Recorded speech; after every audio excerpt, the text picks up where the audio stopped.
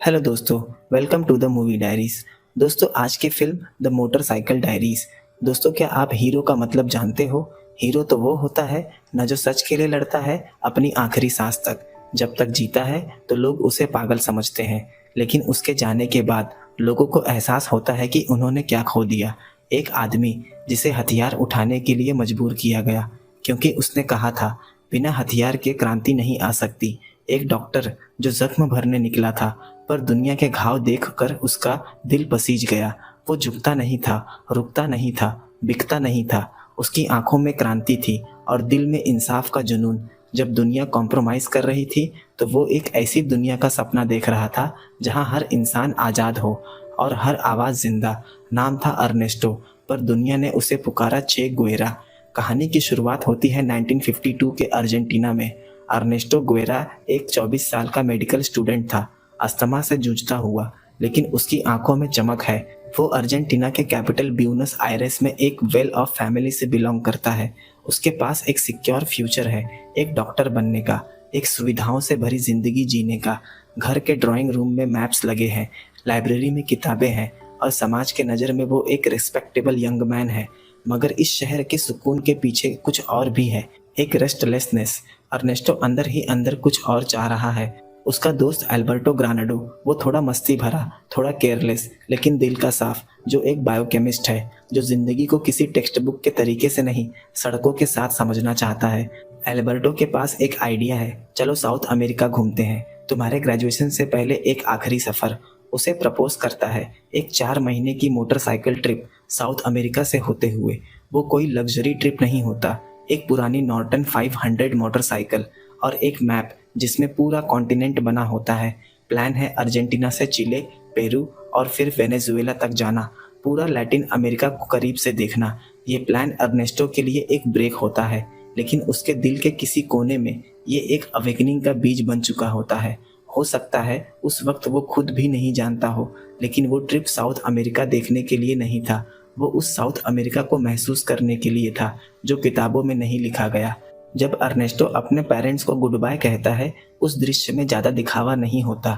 एक माँ को थोड़ी चिंता होती है उसके अस्थमा, उसकी हेल्थ को लेकर, लेकिन अर्नेस्टो के चेहरे पर एक नर्म सी मुस्कुराहट होती है। उसके पिता कहते हैं सावधान रहना, लेकिन अपने आप को रोको मत। मोटरसाइकिल गुजरती है और अर्नेस्टो पीछे बैठता है अल्बर्टो के साथ। एक मोमेंट में वो पीछे मुड़कर ब्यूनस आयरेस को देखता है। उस नज़र में कोई एक्साइटमेंट नहीं था, बल्कि एक शांत सा सवाल कि मैं वापस आऊँगा भी या नहीं। वो पहला इंजन किक, वो पहला मोड़, वो पहला माइलस्टोन। यहीं से एक ऐसे सफ़र की शुरुआत होती है जो सिर्फ किलोमीटर्स में नहीं, बल्कि सोच, नज़रिए और रूह में तोली जाएगी। अर्नेस्टो और अल्बर्टो अपनी थकावट भरी मोटरसाइकिल लेकर पहुंचते हैं मीरामार, जहां चिचिना की फैमिली एक बड़े से मैंशन में रहती है। चिचिना अर्नेस्टो की प्रेमिका है। ये महल जैसे घर उनके सफ़र के पहले हिस्सों से बिल्कुल अलग है। न थकावट, न भूख, न दर्द, बस सुविधा, लग्जरी और पोलाइटनेस में छुपा क्लास। अर्नेस्टो चिचिना से मिलता है, उसका पहला प्यार। चिचिना एक समझदार लड़की है, लेकिन उसके आसपास के लोग अर्नेस्टो को थोड़ा अलग सी नज़र से देखते हैं। उनके कपड़े, उनकी बॉडी लैंग्वेज, उनका टोन अर्नेस्टो के लिए एक नया प्रेशर क्रिएट करता है। लेकिन दूसरे दिन ही अर्नेस्टो उसे अलविदा कह आगे के सफ़र पर निकल जाता है। अर्नेस्टो और अल्बर्टो ने जब अपने शहर को छोड़ा था तो उनके चेहरे पर मुस्कान थी, आंखों में उजाला और दिल में आज़ादी का नशा था। लेकिन जैसे जैसे वो अर्जेंटीना के ग्रामीण इलाकों में घुसने लगते हैं, वो मुस्कान धीरे धीरे सवालों में बदलने लगती है। उन सवालों में जो सिर्फ दिमाग नहीं, दिल को तोड़ने के लिए बने होते हैं। अर्जेंटीना के कंट्री साइड सुंदर हैं, हरी भरी ज़मीन, दूर तक फैली घास और आसमान जैसे ज़मीन को चूम रहा हो। पर इस खूबसूरती के बीच में छुपी है गरीबों की थकान, मजदूरों का पसीना और किसानों की छुपी हुई चीखें। इस दौरान उनकी मोटरसाइकिल तकलीफ देना शुरू करती है। हर बार जब वो खराब होती है, अर्नेस्टो और अल्बर्टो जोर लगाकर उसे धक्का देते हैं। वो हर मुश्किल में हंसने की कोशिश करते हैं, लेकिन थकान उनके चेहरों पर छा जाती है। ये मोटरसाइकिल बन जाती है एक मेटाफर उनके आइडियलिज्म का, उनके जज्बात का। शुरुआत में वो सरल लगती है, लेकिन अब वो रियलिज्म के रास्ते पर घिसक रही है। जैसे जैसे सफ़र मुश्किल होता है, अर्नेस्टो की आंखों से शहर की छवि उतरती जा रही है और असली दुनिया का रंग चढ़ रहा है। दोनों चिले पहुंच जाते हैं। वहां भारी ठंड और बर्फ से उनका सामना होता है। साउथ अमेरिका की ठंडी पथरीली जमीन पर चल रहे अर्नेस्टो और अल्बर्टो एक रात चिले के किसी एक इलाके में रुकते हैं, थकान से हारे हुए, भूखे और शेल्टर की तलाश में। तभी उनकी मुलाकात होती है एक गरीब शादीशुदा जोड़े से, जो रात के अंधेरे में आग के पास बैठे होते हैं। ये दोनों एक डिस्प्लेस्ड माइनर कपल है, जिन्हें अपने ही घर जमीन से निकाल दिया गया है। उनका चेहरा जिंदगी के दुख से झुका हुआ है, आंखों में थकान और बेउम्मीदी का साया है। उन्होंने अपना सब कुछ खो दिया है और अब एक नए माइन में काम मिलने की आस में सफ़र कर रहे हैं। लेकिन उनके पास न पैसे हैं, न खाना, न कोई गारंटी कि कल सुबह उन्हें काम मिलेगा भी या नहीं। अर्नेस्टो उनसे बात करता है। उस मोमेंट में उसके चेहरे पर सिंपैथी नहीं, एक गहरी संवेदना होती है, जैसे उसने पहली बार सिस्टम की सच्चाई को छूकर महसूस किया हो। ये लोग अच्छे हैं, ईमानदार हैं, लेकिन उनका सिर्फ एक ही कसूर है, वो गरीब है। उनका दुखों से भरा जिंदगी का किस्सा अर्नेस्टो को हिला देता है। वो पूछता है, क्या तुम्हारा कुछ नहीं बचा? घर जमीन किसने निकाला? उनका जवाब सिर्फ ये होता है, बस काम चला गया, फिर सब कुछ चला गया। इस मोमेंट में अर्नेस्टो अपना खाना उन दोनों को दे देता है, खुद भूखा रहकर। अल्बर्टो पहले थोड़ा हिचकिचाता है, लेकिन कुछ नहीं कहता। उस रात अर्नेस्टो की नींद उड़ जाती है, आग बुझ चुकी होती है और हवा में सिर्फ एक सवाल गूंजता है, ये कैसा इंसाफ है? ये एक छोटा दृश्य है, लेकिन अर्नेस्टो के अंदर एक रेवोल्यूशनरी स्पार्क जगता है। पहली बार वो समझता है कि उसकी मेडिकल नॉलेज सिर्फ बीमारियों तक सीमित नहीं रह सकती। असलियत यह है कि सिस्टम ही बीमार है, और जब तक सिस्टम नहीं बदलेगा तब तक उसके इलाज का कोई मतलब नहीं। ये सीन उसकी अवेकनिंग का पहला कदम है। चे गुवेरा यहीं से जन्म लेना शुरू करता है, जो सिर्फ डॉक्टर बनना चाहता था, एक ऐसे इंसान में बदलता है जो पूरा समाज बदलने की सोचता है। सुबह वहाँ काफ़ी सारे माइनर्स काम की तलाश में बैठे होते हैं। तभी एक शख्स ट्रक लेकर आया और कुछ लोगों को ट्रक में भरा ताकि वो चलकर माइंस में काम करे। अर्नेस्टो वहाँ आया और वहाँ उस आदमी पर चिल्लाने लगा कि क्या तुमने इन लोगों को पानी दिया, खाना दिया? किस तरह जानवरों जैसा सलूक किया जा रहा है, क्या ये इंसान नहीं? लेकिन वो आदमी अर्नेस्टो को धमकी देने लगा कि यहाँ से चले जा, वरना अंजाम बहुत बुरा होगा। ये एनाकोंडा कॉपर माइनिंग की प्राइवेट प्रॉपर्टी है, यहाँ ट्रेसपासिंग अलाउड नहीं। यहाँ हम देखते हैं कि कैसे जायंट कॉरपोरेशंस द्वारा उनकी घर जमीन उनसे छीन ली गई और उन्हें ही आज भूखे प्यासे उस माइंस में काम करना पड़ता है, सिर्फ 2 रोटी के लिए। वहाँ अर्नेस्टो को समझ आता है कि कैपिटलिस्ट सिस्टम लोगों को कैसे एक्सप्लॉइट करता है और किस तरह गवर्नमेंट कैपिटलिस्ट के साथ मिलकर अपने ही लोगों पर अत्याचार और उनका शोषण कर रही है। पेरू पहुंचते हुए अर्नेस्टो और अल्बर्टो एक ऐसे सफ़र में होते हैं जहां उनका हर कदम उनके अंदर के इंसान को तोड़ रहा होता है और फिर नए रूप में जोड़ रहा होता है।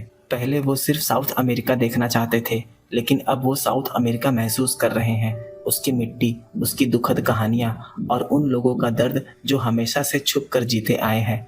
एक दिन वो माचू पिच्चू पहुंचते हैं, इंका सिविलाइजेशन की पुरानी बस्ती। ऊंचे पहाड़ों पर खड़े होकर जब वो उस विरासत को देखते हैं तो उनका दिल एक अजीब सी कसक से भर जाता है।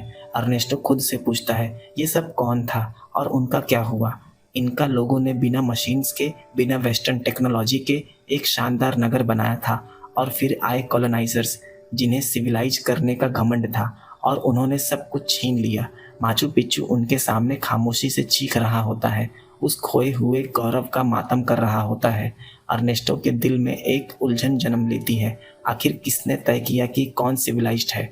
उस दृश्य में हम अर्नेस्टो के दुख को समझ पाते हैं। उसकी आंखों में बेचैनी है, गिल्ट है और एक नया एहसास कि ये दुनिया जिसमें वो जी रहा है वो सिर्फ इनजस्टिस से भरी पड़ी है। पेरू के रास्ते में उन्हें इंडिजिनस लोग मिलते हैं, घर से बेघर, भूख से लड़ते हुए, बिना किसी सोशल आइडेंटिटी के।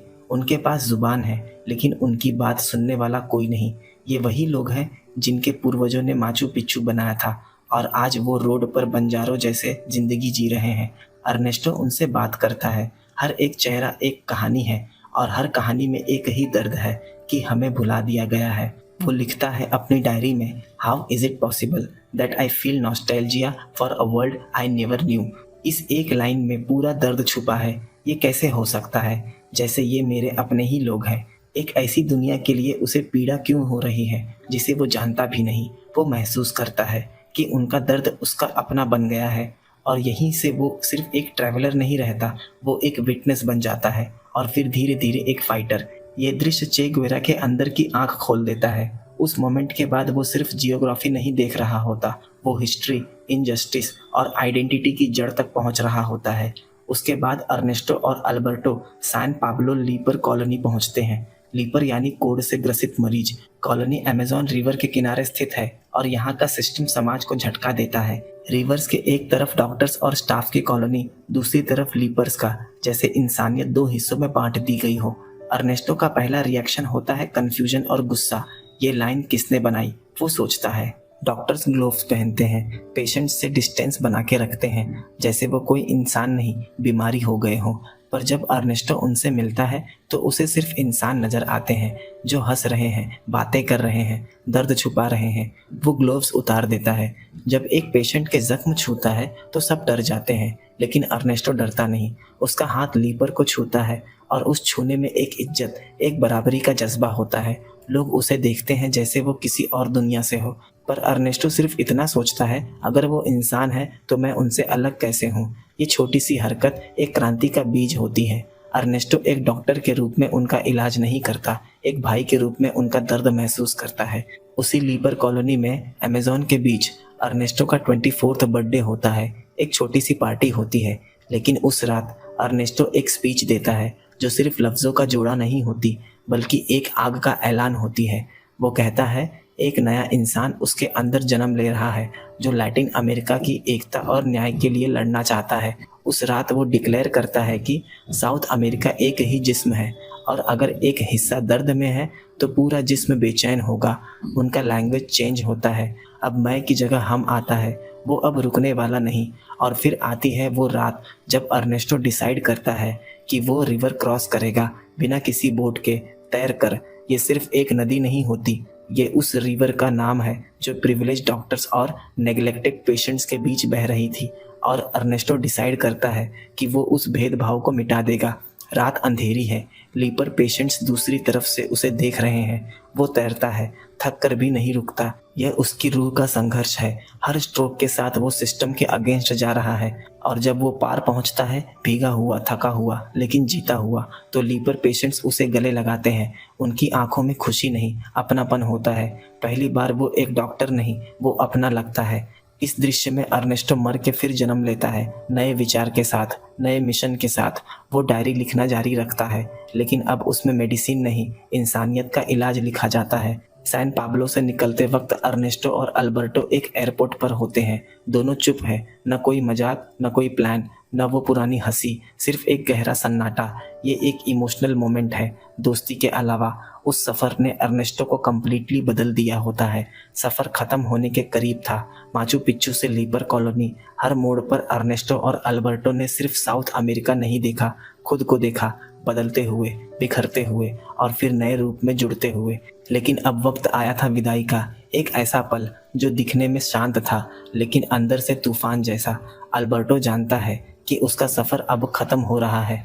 वो अर्जेंटीना लौट रहा है, पर अर्नेस्टो, वो अब वापस जाने वाला इंसान नहीं रहा। उसके अंदर कुछ तो टूट चुका है, या शायद कुछ नया पैदा हुआ है। वो दोनों एक दूसरे को देखते हैं। आंखों में सब कुछ होता है, लफ्ज़ों में कुछ नहीं। कहानी इसी दृश्य के साथ ख़त्म हो जाती है। दोस्तों, चे गुवेरा का सपना था एक ऐसे समाज का निर्माण जहां सब बराबरी हो, ना कोई अमीर ना कोई गरीब, सबको बेसिक राइट्स मिले, रोटी, कपड़ा, मकान, शिक्षा और सेहत। लोग एक दूसरे के लिए लड़े, न कि एक दूसरे के खिलाफ। कैपिटलिज्म और इंपेरियलिज्म का अंत हो, जहां सिर्फ प्रॉफिट के लिए लोगों को एक्सप्लॉइट किया जाता है। वो कहता था, जीत तक संघर्ष जारी रहेगा, और यह संघर्ष उसके जाने के बाद भी जिंदा है। हर उस दिल में जो जुल्म से लड़ता है, हर उस आवाज़ में जो सच बोलती है। उसका मानना था कि लैटिन अमेरिका के सभी देशों को मिलाकर एकजुट और आज़ाद साउथ अमेरिका बनाना चाहिए, बिना एक्सटर्नल पावर्स के इंटरफेरेंस के। चे एक रेवोल्यूशनरी सोशलिस्ट था। उसका सपना था कि हर इंसान के पास इज्जत से जीने का हक हो, बिना भूख, भेदभाव या जुल्म के। इसलिए उसने अपनी मेडिकल करियर छोड़ दी और अपनी ज़िंदगी दुनिया के दबे हुए लोगों के लिए डेडिकेट कर दी।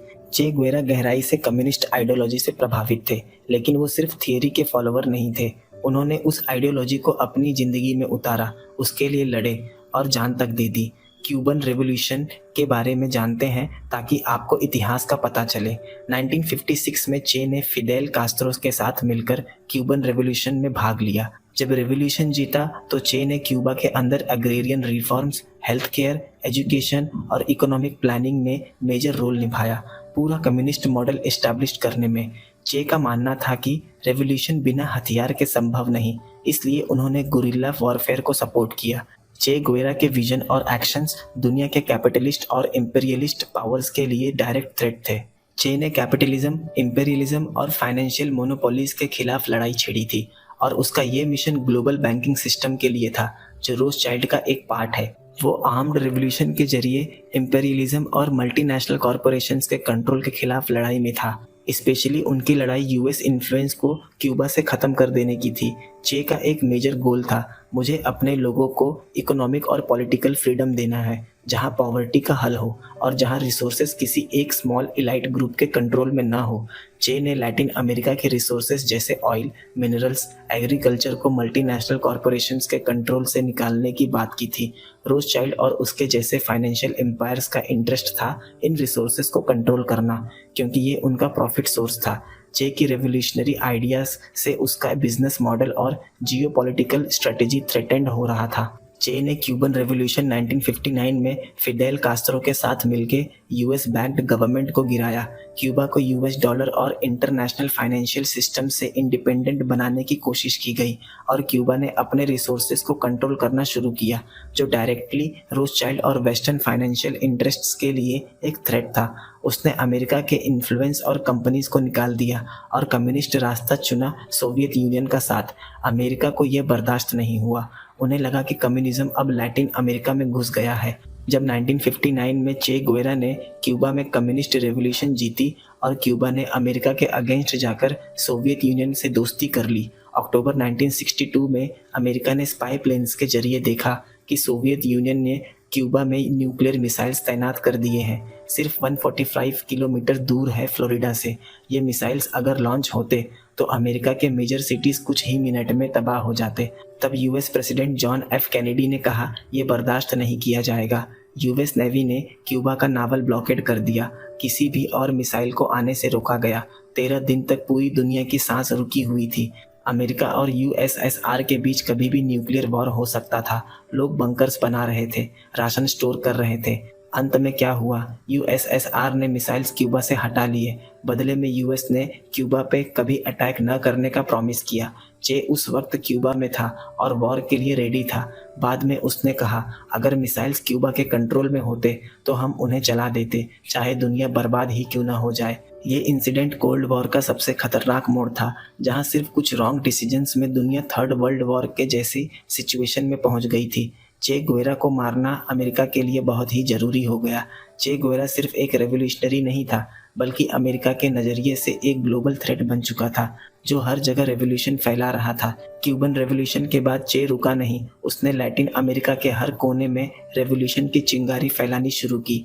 कॉन्गो गया अफ्रीकन रेवोल्यूशन के लिए, फिर बोलीविया गया जहां वो नई गोरिल्ला आर्मी बना रहा था। अमेरिका को डर था कि अगर चे जिंदा रहा तो पूरी लैटिन अमेरिका में कम्युनिस्ट रेवोल्यूशन मच जाएगी, जो यूएस इन्फ्लुएंस को ख़त्म कर देगी। ये कोल्ड वॉर का टाइम था, कैपिटलिज्म वर्सेस कम्युनिज्म। उस वक्त अमेरिका और यूएसएसआर के बीच कोल्ड वॉर चल रही थी, एक आइडियोलॉजिकल जंग। अमेरिका चाहता था डेमोक्रेसी और कैपिटलिज्म। यूएसएसआर और चे जैसे लोग चाहते थे कम्युनिज्म और रेवोल्यूशन। चे एक कम्युनिस्ट आइकॉन बन गया था, जो अमेरिका के लिए एक सिंबल ऑफ डेंजर था। 1967 में चे बोलीविया के जंगलों में गोरिल्ला वॉरफेयर चला रहा था। बोलीविया की आर्मी को अमेरिका की CIA ने ट्रेन किया। उन्होंने चे को ढूंढ निकाला, घेर कर पकड़ लिया। उस दिन चे कहता है, मुझे मार दो, मैं चे गुवेरा हूँ, मैंने अपना काम कर दिया। उसे मार दिया गया बिना ट्रायल के। 8 अक्टूबर 1967 चे को पकड़ा गया। 9 अक्टूबर 1967 बिना किसी कोर्ट या ट्रायल के उसे गोली मार दी गई। कुछ हिस्टोरियंस कहते हैं कि यूएस ने डायरेक्ट ऑर्डर नहीं दिया, लेकिन बोलीवियन गवर्नमेंट पर प्रेशर जरूर डाला था कि डोंट कीप हिम अलाइव, क्योंकि अगर चे जिंदा रहता तो वो एक ग्लोबल सिंबल ऑफ रेजिस्टेंस बन जाता। चे मर गया, लेकिन उसकी सोच और ज़्यादा जिंदा हो गई। आज भी उसकी फ़ोटो, उसका नाम, उसके वर्ड्स हर उस जगह मिलते हैं जहां जुल्म के खिलाफ आवाज़ उठती है। चे को मारने के बाद लैटिन अमेरिका में CIA, मल्टीनेशनल कॉरपोरेशंस और US बैक्ड फोर्स का कंट्रोल और इन्फ्लुएंस बढ़ गया। CIA ने चे के रेवोल्यूशनरी आइडियाज़ को क्रश कर दिया। रोथशाइल्ड और रॉकफेलर जैसे फाइनेंशियल पावर्स को उसके मिशन से खतरा महसूस हो रहा था, क्योंकि चे का गोल उनकी कैपिटलिस्ट इकोनॉमिक सिस्टम और फाइनेंशियल पावर स्ट्रक्चर्स के लिए काफ़ी डेंजरस था। चे के एंटी इंपीरियलिस्ट और एंटी कैपिटलिस्ट व्यूज़ को देखते हुए रोथशाइल्ड और उनके जैसे पावरफुल फाइनेंशियल इलाइट्स चे के मिशंस को सीरियसली थ्रेट समझते थे, क्योंकि चे उनके सिस्टम के खिलाफ लड़ रहा था। चे का असासिनेशन एक लार्जर जियोपॉलिटिकल और इकोनॉमिक गेम का पार्ट था, जिसमें CIA और US गवर्नमेंट्स ने चीज़ें अपने कंट्रोल में रखी। JFK की हत्या के पीछे मैं बताता हूँ कि किस तरह से CIA का इन्वॉल्वमेंट, माफिया का रोल, मिलिट्री इंडस्ट्रियल कॉम्प्लेक्स का प्लान था। जॉन F कैनेडी की मौत ने सिर्फ अमेरिका को नहीं, पूरी दुनिया को हिला दिया था। और उस वक्त क्योंकि कोल्ड वॉर अपने पीक पर था, इसलिए कम्युनिस्ट एंगल सबसे पहले सामने आया। कोल्ड वॉर एक ऐसा पीरियड था जो वर्ल्ड वॉर 2 के बाद लगभग 1947 से लेकर 1991 तक चला। इसमें दो सुपर पावर्स यूनाइटेड स्टेट्स और सोवियत यूनियन एक दूसरे के खिलाफ थे, लेकिन सीधा मिलिट्री वॉर कभी नहीं हुआ।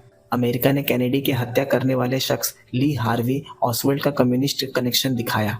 ये अमेरिका की पुरानी रणनीति है। कोल्ड वॉर के वक्त हर पॉलिटिकल मर्डर या स्कैंडल में कम्युनिस्ट कॉन्स्पिरेसी का एंगल लगाया जाता था। मीडिया, पॉलिटिशियंस और इंटेलिजेंस एजेंसीज ने भी इसी डायरेक्शन में इन्वेस्टिगेशन को पुश किया। उस वक्त क्यूबा अमेरिका का एनिमी बन गया, तो जब JFK मरा तो कई लोगों ने सोचा, क्या क्यूबा ने बदला लिया? क्या ये सोवियत यूनियन ने करवाया? इसलिए जैसे ही ऑसवाल्ड का नाम आया, मीडिया और एजेंसीज ने तुरंत कम्युनिस्ट एंगल उठाया। जैसा कि मैं जानता हूँ, उसकी मौत का कारण थी उसकी पॉलिसीज। JFK की पॉलिसीज जैसे वियतनाम वॉर से हटने का प्लान, CIA की पावर को कट करना। कुछ लोगों को नागवार गुजरी तो उन्होंने ऑसवाल्ड एक कम्युनिस्ट था कहकर पब्लिक ओपिनियन को उस तरफ मोड़ दिया, ताकि असली मोटिव छिप जाए। ऑफिशियली वॉरेन कमीशन ने डिक्लेयर भी किया कि ली हार्वे ऑसवाल्ड ने इस हत्या में अकेले एक्ट किया, कोई डायरेक्ट क्यूबा या सोवियत यूनियन इन्वॉल्वमेंट नहीं था। दोस्तों, इस फिल्म में क्रिएटर सब कुछ ओपनली नहीं दिखा पाए, क्योंकि फिल्म बनने के बाद भी इसमें काफ़ी कट्स लगाए गए। बिना USA के मंजूरी के इस दुनिया में कोई भी फिल्म नहीं बन सकती। इस फिल्म में जो एनाकोंडा कॉपर माइनिंग का जिक्र किया गया है, वो रोथशाइल्ड और रॉकफेलर के कंट्रोल में था। आप जाकर खुद देख लेना। साउथ अमेरिका के चिले में 1922 से लेकर 1971 तक ये एक्टिव थी। 1983 में उसे बंद कर दिया गया, फिर उसे दूसरी कंपनी ने खरीद लिया, फिर उस कंपनी को भी बंद कर दिया गया क्योंकि उसे दूसरी कंपनी ने खरीद लिया, और ये सारी कंपनीज उनकी ही होती है। आप जाकर डॉट कनेक्ट करोगे तो सब कुछ सामने ही है।